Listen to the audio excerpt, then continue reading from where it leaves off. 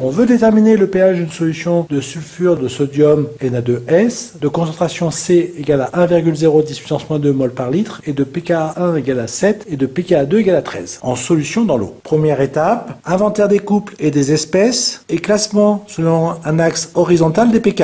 On encadre en rouge les espèces présentes, ici l'ion sulfure S2- et l'eau. On place les acides au-dessus de l'axe horizontal et les bases en dessous de l'axe horizontal. L'acide le plus fort présent réagit avec la base la plus forte présente. On a alors en vert un gamma tracé à l'envers, c'est-à-dire dans le sens contraire des aiguilles d'une montre, qui signifie une réaction peu avancée. Deuxième étape, on écrit la réaction prépondérante et sa constante d'équilibre, qui est ici une constante de basicité, car on a placé une dibase dans l'eau. La réaction s'écrit S2- plus H2O donne HS- plus HO-. On ne tient compte que de cette réaction, car la différence entre les deux pK est supérieure à 2. Le pH sera donné par cette réaction. La constante de cette réaction qui s'écrit Kb2 égale la concentration en HO- fois la concentration en HS- divisé par la concentration en S2-, c'est égal à Ke sur Ka2, c'est égal à 10 puissance moins 1. On dresse un tableau d'avancement. On a à état initial C pour S2-, l'eau est en excès, 0 et 0 pour HS-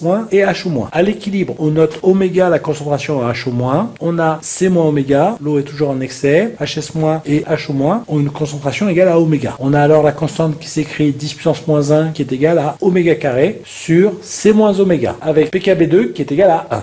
Troisième étape, hypothèse et approximation. On néglige l'autoprotéolyse de l'eau. On suppose que le pH va être supérieur à 7,5 ou pOH inférieur à 6,5. On néglige la protonation de S2-, donc oméga est négligeable devant C, ou la concentration en HS- est négligeable devant la concentration en S2-, donc pH est supérieur à pKa plus 1 ou pOH inférieur à pKb2 moins 1. Donc Kb2 est égal à oméga carré sur C. On prend le moins log à gauche et à droite et on obtient pOH égale 1/2 facteur de pKb2 plus P de C. On doit aussi vérifier que P de C inférieur à pKb2.2. Quatrième étape, application numérique. pOH égale 1/2 facteur de 1 plus 2 est égal à 1,5. On vérifie les hypothèses. pOH est bien inférieur à 6,5, ok. Et pOH doit être inférieur à pKb2-1, soit 1,5 inférieur à 1-1 qui fait 0, ce qui n'est pas le cas, donc non. Et on remarque aussi que P de C n'est pas inférieur à pKb2-2 parce que P de C n'est pas inférieur à moins 1. Pour obtenir le pOH de cette solution, on doit effectuer le calcul direct. Donc 10-1 qui est égal à oméga carré divisé par 1,0 10 puissance moins 2 moins oméga. On a une équation du second degré à résoudre. La calculatrice donne directement oméga égale 9,2 10 puissance moins 3 mol par litre et pOH qui est égal à moins log de oméga est égal à 2. Soit pH qui est égal à pKe moins pOH. On a alors le pH qui est égal à 12.